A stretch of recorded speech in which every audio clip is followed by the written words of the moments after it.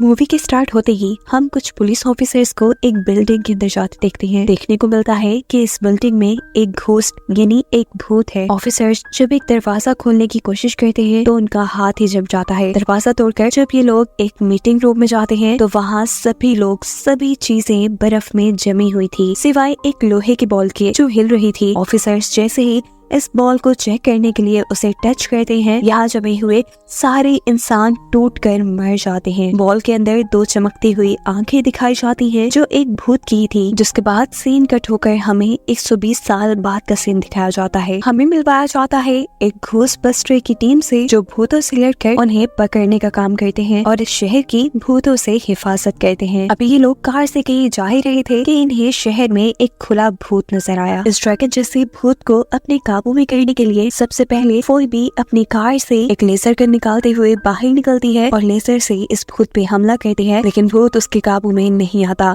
तभी उसका दूसरा साथी कार के अंदर से एक छोटी सी डिवाइस निकालकर इस भूत को पकड़ने की कोशिश करता है, लेकिन जब ये लोग इसमें भी नाकाम रहते हैं तो कैली नामी इनकी टीम लीडर बड़ी ही होशियारी से अपने एक ड्रोन को इस भूत के ऊपर भेजते हुए फाइनली इस भूत को काबू में कर लेती है। इस भूत को पकड़ने के चक्कर में इनका ध्यान तो सड़क पे रहा ही नहीं था। सड़क पे ये लोग बहुत नुकसान कर चुके थे, इनका अपना एक्सीडेंट भी हो चुका था और इस सारे नुकसान की वजह से इन्हें मेयर के पास बुलाया जाता है जो उनसे कहते हैं घोस्टबस्टर्स आप लोग शहर में बहुत नुकसान कर रहे हैं, अगर ऐसा ही चलता रहा तो आप लोग का काम रोक दिया जाएगा। जवाब में घोस्टबस्टर्स कहते हैं लेकिन हम तो शहर को भूतों से बचा रहे थे। लेकिन मेयर के मुताबिक ऐसा और चलने वाला नहीं था। मेयर सबसे पहले तो उनके ग्रुप से फोइबी को निकालने को कहते हैं क्योंकि अभी उसकी उम्र सिर्फ 15 साल है जो अभी इस काम के लिए मैच्योर नहीं है। घोस्टबस्टर मेयर को कन्विंस करने की कोशिश करते हैं लेकिन वो अपना फैसला सुना चुके थे। ये लोग अब केली के घर पर आते हैं जहाँ फोइबी अपने ग्रुप से नाराज नजर आ रही है क्योंकि वो मेयर की बात मानते हुए उसे अपने ग्रुप से कुछ टाइम के लिए बाहर निकाल चुके थे। यहाँ घोस्टबस्टर्स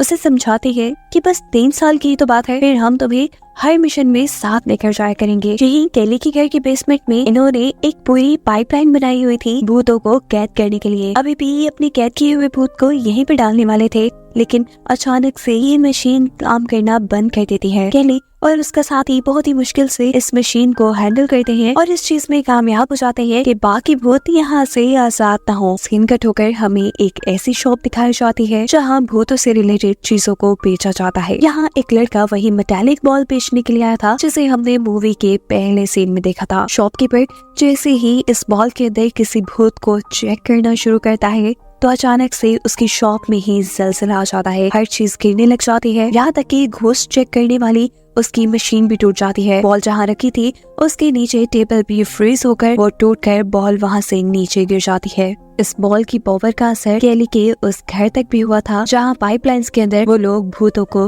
कैद करते थे। अचानक से उसके घर में बहुत बड़ी दरार आ चुकी थी। यही ऊपर केली का दूसरा साथी उन्हीं के घर में एक भूत को पकड़ने की कोशिश में लगा हुआ था। वो लड़का जैसे ही भूत को पकड़ने लगता है भूत उसी के ऊपर से गुजरते हुए उसे चकमा देकर यहाँ से भाग जाता है। वो भूत के भागने की खबर जल्दी से जाकर अपनी टीम को बताता है और सभी उस भूत को पकड़ने के लिए निकल जाते हैं। फोइबी को यही अकेला छोड़कर बेचारी अकेली फोइबी यहाँ क्या करती, वो चेस खेलने लगती है तो नोटिस करती है कि एक भूत उसके साथ चेस खेलने लगी थी। पहले फोइबी को थोड़ा अजीब लगता है लेकिन अब अगर उसके दोस्त नहीं तो ये भूत ही सही, वो खेलना कंटिन्यू करती है और हैरान होकर अब भूत उसके सामने आकर उसे सवाल करती है क्या तुम्हें मुझसे डर नहीं लगता। कोई भी कहती है अरे मेरा तो रोज का काम है। अब अगले दिन हमें दिखाया जाता है कि केली अपने घर पे एक घोस्ट इंजीनियर को बुलाती है अपनी भूतिया पाइपलाइंस को ठीक करवाने के लिए। इंजीनियर उनकी पाइपलाइंस देखते हुए कहते हैं कि एक मर्तबा यहाँ पे हमला हुआ था, लेकिन परेशानी की बात नहीं है, मैंने भूतों के लिए एक नया बेस बनाया है। वहाँ हम सब लोग मिलकर भूतों के ऊपर रिसर्च भी करते हैं और साथ वहीं की पाइपलाइंस के अंदर हम भूतों को कैद भी कर लेते हैं। ये जगह तो घोस्टबस्टर्स के लिए काफी इंटरेस्टिंग थी। यहीं पर घोस्ट इंजीनियर घोस्टबस्टर को एक ऐसी मशीन भी दिखाता है जिसके अंदर किसी भी भूतिया चीज को रखने से उसका भूत मशीन के जरिए ही बाहर निकल आता है।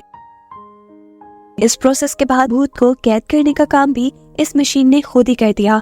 ये देखकर तो घोस्टबस्टर्स उससे इम्प्रेस ही हो गए। घोस्टबस्टर्स अब वापस अपने घर पर आ जाते हैं, जहाँ उन्हें एक और भूत को पकड़ने के लिए एक मिशन मिला था। फोइबी दोबारा घर पर अकेली रह चुकी थी, जहाँ उसे इमरजेंसी एक होटल से भूत को पकड़ने के लिए कॉल आती है। वो अपने एक साथी के साथ उसे पकड़ने के लिए यहाँ से निकल चुकी थी, जबकि दूसरी तरफ दिखाया जा रहा है कि घोस्ट बेस के अंदर घोस्ट इंजीनियर ने अब उस बॉल को अपनी मशीन में रखा है, जिसे हमने मूवी के स्टार्ट में देखा था, जिस बॉल की पावर काफी खतरनाक थी। इस बॉल को मशीन में रखते ही ये बॉल जोर से हिलने लग जाती है। एक छोटा सा भूत इसके अंदर से निकलकर दूसरी मशीन में कैद होने के बजाय यहाँ से आजाद हो जाता है, जो देखकर जब घोस्ट इंजीनियर उस बॉल को पकड़ने के लिए आगे बढ़ते हैं तो उसका हाथ ही जम जाता है, साथ ही वो मशीन भी। यहाँ फोइबी जो रेस्टोरेंट में भूत को पकड़ने के लिए आई थी, वो देखती है कि ये वही भूत है जो थोड़ी देर पहले उसके साथ चेस खेल कर गई थी। वो इस भूत को पकड़ने के लिए लेजर से इसके ऊपर हमला करती है, लेकिन भूत यहाँ से भाग जाती है और होटल का काफी नुकसान हो जाता है। अब उसको तो भूत पकड़ना वैसे भी मना था, इसीलिए वो नाकाम ही घर लौटती है तो देखती है कि वो भूत उसके घर पे ही थी और उससे बातें भी कर रही थी। वो इनके घर की भूतिया पाइपलाइंस को देखकर हैरान थी। कोई भी बताती है कि मेरे नाना की है और हम यहाँ भूतों को कैद रखते हैं। इन्हीं की बातों के दौरान यहाँ अब वो भूत आता है जो मेटालिक बॉल से निकला था। अपने आप को जाहिर किए बिना उसने मेलोडी नाम की भूत से कोई बात की, जिसके जवाब में मेलोडी ने कहा, तुम बस इंतजार करो, मैं तुम्हारा काम इस लड़की के जरिए करवा दूंगी। साफ जाहिर है कि मेलोडी नामी इस भूत का बार बार फोइबी के सामने आना कोई इत्तेफाक नहीं है। सब भूत मिलकर कुछ बड़ा प्लान कर रहे थे। दिखाया जाता है कि फोइबी का एक साथी अभी भी उसे ग्रीन भूत को पकड़ने की कोशिश में लगा हुआ था। इससे पहले कि अभी भी वो इस भूत को पकड़ पाता, अचानक उनका घर जोर से हिलता है। ये सभी नीचे आकर जब चेक करते हैं तो पता चलता है कि इनकी भूतिया पाइपलाइन को किसी ने फ्रीज करके तोड़ने की कोशिश की थी। दूसरी तरफ घोस्ट बेस के अंदर घोस्ट इंजीनियर अपने साथियों को उसी मेटल बॉल के ऊपर बॉल से एक्सपेरिमेंट करके दिखा रहा था, जैसा कि जब इस बॉल को जलाया जाता वो तब भी मेल्ट होने के बजाय जम जाती थी, और अगर उसे भूतों के पास किया जाता था तो सारे भूत किसी मैग्नेट की तरह उसके पास आने लगते थे। ऐसी पावर्स रखने वाली कोई चीज इन लोगों ने पहली बार देखी थी। ये लोग अब इस बॉल के बारे में पता चलाने के लिए उस आदमी को बुलाने का फैसला करते हैं जो ये बॉल उनकी शॉप पे बेच के गया था। ये लोग अब इस मेटल बॉल के मालिक के घर पे आते हैं, जो इस मेटल बॉल के बारे में पूछने पे बताता है कि वो तो मेरी ग्रैंड माँ की थी जो अब मर चुकी है। वो अब उन्हें अपने घर में बने एक अजीब कमरे में लेकर आता है, जहाँ पर पुराने सोल्जर्स का सामान रखा हुआ था। ये लोग अब इस लड़की को लेकर अपनी लैब में आ जाते हैं, जहाँ एक एक्सपर्ट इस लड़के को टेस्ट करने लग जाता है कि कहीं ये भी तो किसी भूत के साथ कनेक्ट तो नहीं है, या इसके अंदर भी कोई और पावर्स तो नहीं है। यहाँ ये लोग नोटिस करते हैं कि जैसे जैसे इस लड़के के इमोशन चेंज होते हैं, वैसे ही उसके पीछे चले एक आग के लैंप पे असर पड़ता था। यहाँ दिखाया जाता है कि फोइबी उसी शॉपकीपर के पास है जो भूतिया चीजें खरीदता था। ये लोग भी उसी मेटल की बॉल की पावर्स को लेकर परेशान थे, जहाँ शॉपकीपर का असिस्टेंट आकर उन्हें एक ऐसे यूट्यूबर के बारे में बताता है जो भूतिया चीजों के ऊपर ही बात किया करता था। साथ ही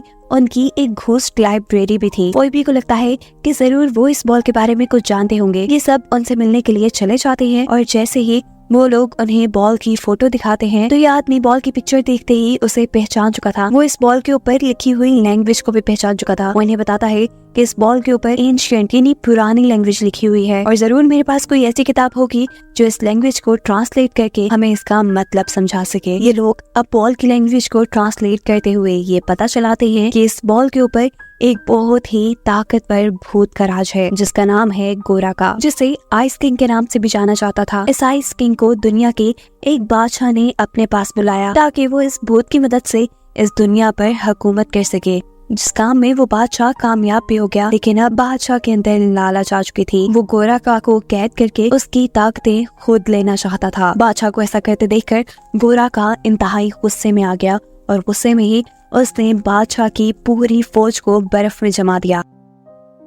गोराका का गुस्सा इतना बढ़ चुका था कि अब वो पूरी दुनिया को तबाह कर सकता था, और उससे इस दुनिया को बचाने के लिए फायर मास्टर्स सामने आए, जिनके अंदर आग को कंट्रोल करने की ताकत थी। उन्होंने आखिर में गोराका को हराकर उसे पिघलाकर उस बॉल में बंद कर डाला, जिसके बाद से उस बॉल की हिफाजत करने की जिम्मेदारी फायर मास्टर्स की ही थी। यहीं पर ये आदमी फोइबी के साथियों को गोराका की रिकॉर्डिंग भी सुनाता है। जब ये लोग रिकॉर्डिंग सुन ही रहे थे, अचानक एक रेड कलर का घोस्ट उनके इंस्ट्रूमेंट्स को कंट्रोल करते हुए वो सारी रिकॉर्डिंग पैक करके एक कचरे के डब्बे में डाल लेता है और जब सारे उस रिकॉर्डिंग को पकड़ने के लिए उसके पीछे भागते हैं तो वो उस कचरे के बैग को लेकर वहाँ से भाग जाता है। हारकर ये लोग जैसे ही बिल्डिंग से बाहर निकले तो वो रेड कलर का घोस्ट यहाँ एक शेर के पुतले में था। इससे पहले वो शेर की शक्ल में इनके ऊपर हमला करता, कोई भी अपनी इलेक्ट्रिक गन से उसके ऊपर हमला करती है जिससे वो पुतला टूट जाता है। गोराका की रिकॉर्डिंग फट जाती है और यहाँ दोबारा से तबाही होती है। इसीलिए फोइबी को दोबारा पुलिस अरेस्ट कर लेती है। फोइबी की इस गलती की सजा अब पूरे घोस्टबस्टर ग्रुप को मिलने वाली थी। मेयर कहते हैं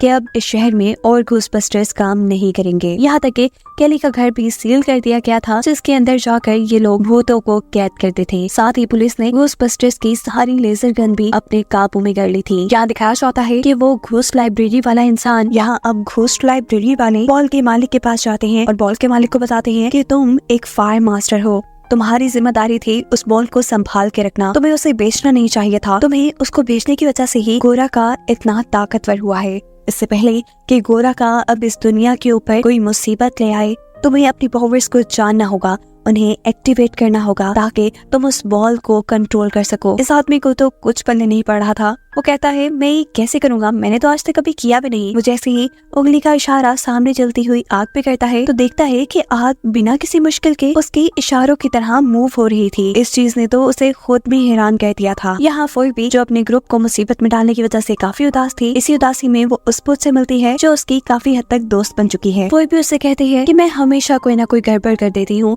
मैं बहुत बुरी हूँ। जिसके जवाब में भूत कहती है अरे ऐसा बिल्कुल नहीं है। वो उसको उन्हीं की घोस्ट बेस के अंदर ले जाकर कहती है आओ मैं तुम्हें एक मैजिक दिखाती हूँ। वो फोइबी को घोस्ट चैम्बर के अंदर भेजती है और मशीन को ऑन कर देती है जिसमें एक इंसान के जाने की वजह से उसकी बॉडी का भूत यानी उसकी रूह उसकी बॉडी से बाहर निकल चुकी थी। जिसके बाद ये भूत फोइबी से कहते हैं मुझे माफ कर देना, मैं तुम्हारी अच्छाई का फायदा उठा रही हूँ। ये कहते ही हमें दिखाया जाता है कि यहाँ पड़े मेटल बॉल के अंदर से अचानक कुछ काली ताकतें बाहर निकली जिन्होंने वक्त रहते ही फोइबी के जिस्म के साथ साथ उसकी सोल को भी अपने काबू में कर लिया था। और ये काली ताकत कोई और नहीं बल्कि गोराका ही था। उसके आजाद होने की वजह से यहाँ काफी गड़बड़ी होने लगी थी। घोस्ट बेस के लोग जब यहाँ पे आते हैं तो वो गोराका को देखकर उसके ऊपर अपनी लेजर गन से हमला करते हैं, लेकिन गोराका इस लेजर गन को ही जमा चुका था। इससे पहले कि ये लोग गोराका को पकड़ पाते गोराका यहाँ से भाग जाता है। केली फोइबी को दोबारा से ठीक करती है उसकी सोल को उसके जिस्म में डाल के, जिसके बाद दिखाया जाता है कि गोराका फायर मास्टर्स के घर पे गया है जहाँ इतने साल गोराका को कैद रखा गया था। यहाँ से गोराका अपने सींग वापस लेकर अपने साथ लगा लेता है और उसकी ऐसे सारी ही ताकतें वापस आ जाती हैं और अब वो अपना बादशाह से पुराना बदला लेने के लिए तैयार था। जैसे वो पहले इस दुनिया को जमाना चाहता था, उसका मकसद आज भी इस दुनिया को जमा कर अपने कब्जे में करना था। देखते ही देखते वो पूरी दुनिया में बर्फीला तूफान ला चुका था। हवा, सड़क, हर जगह बर्फ फैल चुकी थी। शहर की ये हालत देखकर सभी घोस्टबस्टर घोस्ट बेस के ऊपर जमा होते हैं। घोस्ट लाइब्रेरी का मालिक यहाँ इन सबको बताता है कि ये जो बर्फीला तूफान आया है ये गोराका लेके आया है और गोराका को सिर्फ एक फायर मास्टर ही कंट्रोल कर सकता है और हमने फायर मास्टर भी ढूंढ लिया है जो उन्हें बिना किसी लाइटर के एक कैंडल को चला के दिखाता है। ये देखकर घोस्टबस्टर्स को उसके ऊपर कुछ ज्यादा यकीन नहीं था। वो घोस्ट इंजीनियर से कहते हैं कि हमें लेजर गन्स की जरूरत पड़ेगी जो सब पुलिस ले गई और यहाँ घोस्ट इंजीनियर उन्हें लेटेस्ट मॉडल के कुछ सूट और लेजर गन दिखाता है जिससे आसानी से वो लोग भूतों से लड़ सकते थे। यहाँ इन सब घोस्टबस्टर्स को रोकने के लिए वो रेड घोस्ट यहाँ आया जो सभी मशीन्स को अपने कंट्रोल में कर सकता था, वो भी गोराका के कहने पर। इससे पहले कि ये लोग बाहर निकल पाते वो रेड घोस्ट इन्हीं की एक लेटेस्ट मॉडल की कार को अपने काबू में करते हुए उसकी लेजर से यहाँ एक घोस्टबस्टर के ऊपर हमला करने लगता है। इससे पहले कि घोस्टबस्टर का साथी इस हमले से मर जाता, यहाँ फायर मास्टर इस लेजर को अपनी पावर्स से बेंड करके उस बच्चे को बचा लेता है। जिसके बाद ये लोग जब खुद रेड घोस्ट के ऊपर अपनी लेजर से हमला करते हैं तो रेड घोस्ट एक पिज्जा के अंदर चला जाता है और यहाँ एक ग्रीन कलर का वो घोस्ट जो हमेशा से इनके घर से नहीं निकल पाया था वो इस पिज्जा के साथ इस घोस्ट को भी खा लेता है। एक से तो इनकी जान बचती है। जिसके बाद दूसरी भूत से निपटने के लिए फोइबी अपनी बेसमेंट में जाती है जहाँ ये भूत फोइबी से माफी मांग रही थी। वो कहती है कि मेरे पास और कोई रास्ता नहीं था सिवाय इसके, मेरा मकसद सिर्फ अपने आप को आजाद करवाना था। फोइबी उससे कहती है कि तुम गलत हो, अच्छाई भी तो तुम्हारा रास्ता बन सकती थी, तुमने यही गलत रास्ता क्यों चुना जिसकी वजह से अब पूरी दुनिया के इंसान मुसीबत में है। तुम देख तो रही हो पूरी दुनिया के साथ सभी इंसान भी जम चुके हैं। अभी ये लोग यही बातें ही कर रहे थे कि पीछे से गोरा का दीवार तोड़ते हुए अंदर आ जाता है, जहाँ सभी घोस्टबस्टर मिलकर लेजर से उनके ऊपर हमला करते हैं, लेकिन गोरा का सभी के लेजर जमा कर तोड़ देता है। गोरा का अब अपनी पावर से यहाँ पर वो पाइपलाइन भी तोड़ चुका था जिसके अंदर ये लोग भूतों को कैद करते थे। सारे भूत यहाँ से निकलकर जगह जगह शहर में फैलकर लोगों को तंग करना शुरू कर देते हैं, जो लोग पहले से ही बर्फ के अंदर जमे हुए थे। इससे पहले कि गोरा का यहाँ कोई और तबाही करता, कोई भी की वो दूसरी दोस्त भूत यहाँ एक माचिस की तिली जलाकर फायर मास्टर के आगे करती है। इस शोले को ये फायर मास्टर अपनी पावर्स की मदद से बहुत ज्यादा बढ़ाकर इसे गोरा का के ऊपर हमला करता है। गोरा का इस हमले से कमजोर होने लगा था। उसको कमजोर होता देखकर सारे घोस्टबस्टर मिलकर अपने लेजर से उसके ऊपर हमला करते हैं, जिससे वो उनके कंट्रोल में आने लग जाता है। उसे पूरी तरह कंट्रोल करने के लिए एक घोस्टबस्टर यहाँ पर उनकी घोस्ट को कैद करने वाली पाइपलाइन को ऑन करने को कहता है, जो पहले खराब हो चुकी थी। ये लोग किसी उम्मीद के चलते जब उसे ऑन करते हैं तो किस्मत से वो चल भी जाती है। ये मशीन अब गोरा का के साथ काफी सारे मॉन्स्टर्स को अपने अंदर हड़प कर गई थी। उसके कैद होते ही यहाँ उसकी सारी ताकतों का असर भी खत्म होने लगा था और इस दुनिया के ऊपर से बर्फ भी हटने लगी थी। फोइबी की ये दोस्त जिसने गोरा का को हराने में उनकी मदद की थी, वो यहाँ फोइबी के सामने आकर उससे कहती है कि तुमने ठीक कहा था, अच्छाई भी आजादी का रास्ता हो सकती है। और देखो, मैं आजाद हो गई। वो अब इस दुनिया से आफ्टर लाइफ में जा चुकी थी। ये लोग अब जैसे ही अपनी घोस्ट स्पेस से बाहर निकलते हैं तो पूरा शहर उन्हें अप्रिशिएट करने के लिए खड़ा हुआ था, क्योंकि उन्होंने इन लोगों की जान बचा ली थी। मेयर, जो कि घोस्टबस्टर्स को बिल्कुल पसंद नहीं करता था, मजबूरी में सब लोगों के सामने उसे भी घोस्टबस्टर्स की तारीफ करनी पड़ती है। साथ ही वो फोइबी को भी उसकी टीम के साथ काम करने की इजाजत दे देता है और इस बात से घोस्टबस्टर का एक ग्रुप काफी खुश होता है। अब जैसे हम पहले जानते हैं कि गोरा का के घोस्ट पाइपलाइन के ऊपर हमला करने की वजह से काफी सारे घोस्ट आजाद हो गए थे, इसीलिए अब घोस्टबस्टर्स के पास तो बहुत काम था इन सारे भूतों को पकड़ने का, जहाँ कुछ भूत किसी एक आदमी का ट्रक भी लेकर भाग गए थे। और इसी को दिखाते हुए ये कहानी यहाँ खत्म हो जाती है।